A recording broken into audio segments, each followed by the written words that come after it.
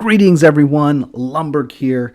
I am finally back after a nice long vacation with my family, a break from the game. It was healthy, it was mentally satisfying, and I feel rejuvenated. I recommend you all do the same. What is today's video going to be about? It is going to be about mergers. If you are one of the ones that got a merger, things have changed a lot. I have missed a lot, and there has been a lot of things to catch up on. We're going to take it step by step. First, we're going to talk about this deal with the two-nation merger. This is a game changer. Camel has announced through the VIP reps from many players that this is the path forward. The idea is that there's going to be two-nation mergers and a little bit more frequently. What is unknown is that two-nation merger going to happen at a cadence of 6 months? Is it going to happen at a cadence of 9 months? Or is it still going to be at a year or in a year and a half?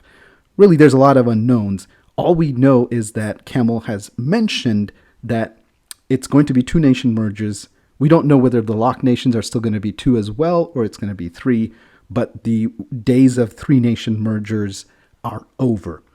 What does this mean for you? This means that if you're one of the nations that is lucky enough to get a merger, because we've just resumed these mergers after Global Conquest is finishing. Global Conquest finals are yet to be done. However, the mergers will happen pretty much well after the Global Conquest finals will be held. The Chaos Land event has happened. These two-nation mergers have been announced. Of course, there's not a master listing yet because I think the game announcement in Discord is lagging. So hopefully my list here will be beneficial for those of you that are wondering who got merged, who didn't get merged, as well as my analysis. So this is the master list of nations that are up for merger. There is 15 mergers with two nations each. 5 of them are in second merger, which is in these worlds in the 200s. And then 10 of them are the first world mergers, which is the worlds in the 600s. So this is going to be a game changer. The merger date is set for July 7th. This is the status. Of course, I don't have the locked mergers, but presumably those will be there. We'll have to wait until the announcement happens on Discord. This is the results. The Chaos Land event has already happened. And here is the nations that are the next 10 or 11 nations that are waiting on a second merger. Here is the next 10 worlds in sequence that will be waiting on a first merger. I do have an analysis here, and I apologize. It is very difficult to get this information manually in these some of the higher nations. I only did the analysis for the second world mergers. I'm a little bit more familiar with them. They are closer to my nation 285, and so I did a little bit of analysis really just for those 5 mergers in the second merger in the Globe 3 range. For the nations in the 600, I may get around to it, but it's just really difficult to kind of complete this and with all the spy accounts and the information. It is a little information heavy, but we'll dive into that in a second. Let's go back into the game and look at this announcement, which is, look, in this example, this was 269 and 242. 269 won the Chaos Land. Chaos Land just happened on Wednesday. The results stay for a day, so if you look in the game now, you'll be able to see it, but after today, you won't see these results. Here's the result of what happened. 269 battled 242. This is one of those nice mergers that is a good combination of nations. So here in this little analysis that I did here, let's take a quick look. I have the top 10 Alliance BP, how many C-38s, how many C-37s, how many C-36 in the nation, what is the average officer BP of the top 10 players, what is the average BP of the top 10 highest players, what was the Global Conquest rank, and then what was the Chaos Land score. So let's look at this first combination. This is World 246 and 304. You can see here 246 is actually the nation that has many, this is the largest BP of the top 10 and the most number of C-38s. So a huge disparity, and you can see that the score actually was pretty close. So 304 fought pretty well, even though you can see a huge disparity in the number of cities, but it's not really about the BP, it's about who shows up in Chaos Land and who has the energy. So this looks to be a potentially promising merger with 304 really coming close to the score. When you look at 269 and 242, this is probably one of the more fortunate mergers or combinations just because of the players and the leadership in these nations. And you can see that even though the numbers don't make it seem like 269 is strong, it is a very strong nation. They won the Chaos Land, and you can see by a commanding performance of almost more than double of what 242 did. It's not a bad nation. So 269 is Polo's world. He's a friend of mine. I've talked with him. We've tried to get a merger with 285, but it's a little bit of bad luck for both. And 242 is Chicken's world, another really decent contender. But they're not going to be winning. The Chaos Land against 269. So it was a good battle. I'm sure. You can see here that even though 242 has the numbers in terms of more C38s, more C37s, it's really about how it's organized and the alliances that kind of come together and the energy that they put forth. 274 and 206, another example of where 206 has a lot. It's an older world with a lot more stronger cities of C38 and C37, higher officer BP. But here you can see clearly that it was a well-fought contest that 274 won. 278 versus 215, another example of a nation where really 215, it seemed like they had some struggles with attendance. The Chaos Land times really is difficult for those based in the U.S. The timings are atrocious. So, even though they have older nations, more people, it was really a low scoring which just shows low turnout to determine the nation number. Is there any advantage of picking, a lower nation versus a higher nation? Not really, as the worlds continue to, collapse into fewer and fewer combinations. It really does not seem like there's a huge. It's more about the pride of which nation got to one. I don't think any of these were arranged. All of these were fought. Another good battle was 292 and 286, with 286 having a commanding performance over 292. Huge disparity in the nation's strength as well as, the total score. Overall, the game has changed now with these two nation mergers. What does this mean? So if we go into the game and see, if you look at the map, right? We were used to having three nation mergers where there's three cities and you kind of divide the map into three. What does this mean in the new world? Well, you have a couple of decisions. You don't have an even split in terms of the number of cities, so which alliance will occupy them.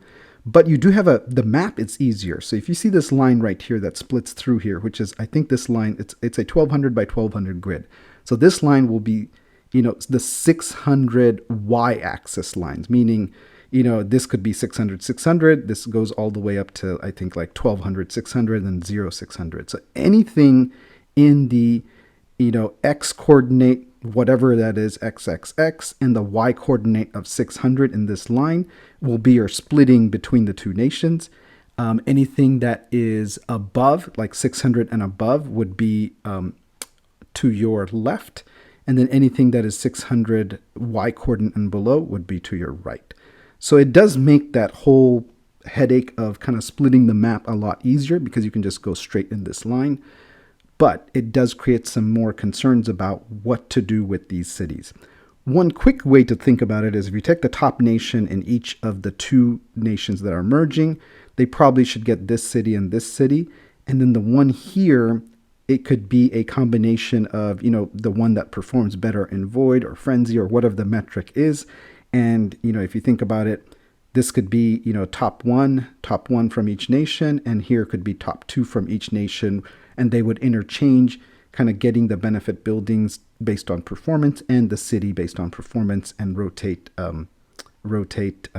capital.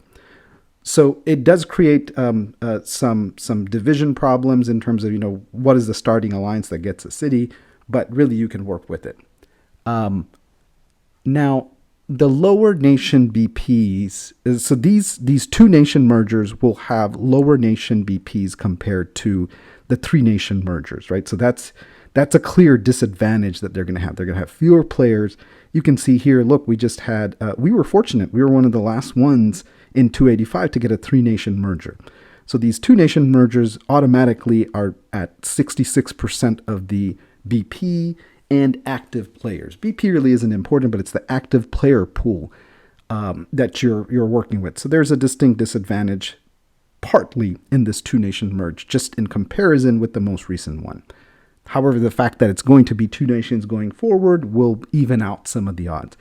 It gets exacerbated when you think about, okay, what about the second nation mergers? The second nation mergers, for example, 246 and 304, they each had one merger each. So that's a total of 3 and 3, 6 nations that merge into this.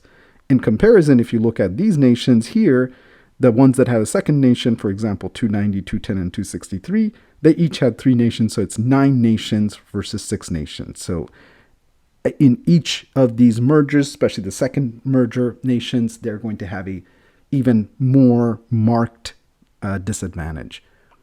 But is it really a disadvantage? If you think about it, it all depends. Usually in these 3 nation combinations, one of the nations, Camel, tries to put some effort into making a, one of the strong, one of the weaker or less spending or less active nations.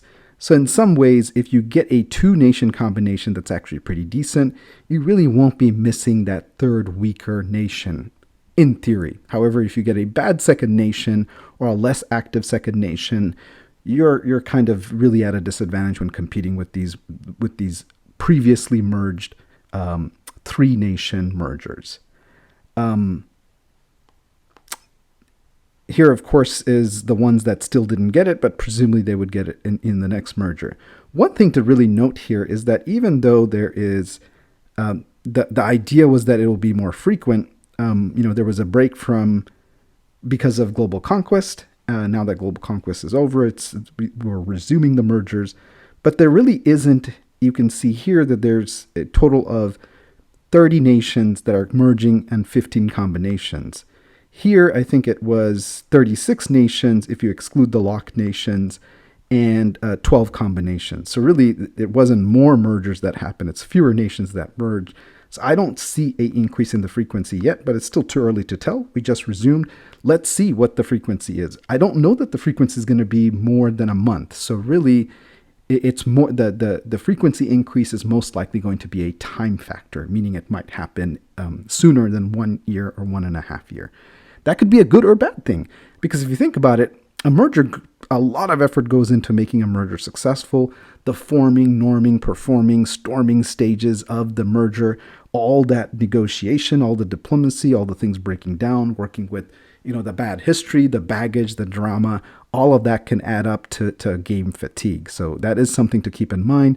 If you have if you make a merger successful and then you turn around and 6 months later comes another merger and another molding and another working of all of the alliances and leadership and coordination, it becomes a job, right? So it's a lot of work. Having just been through a merger.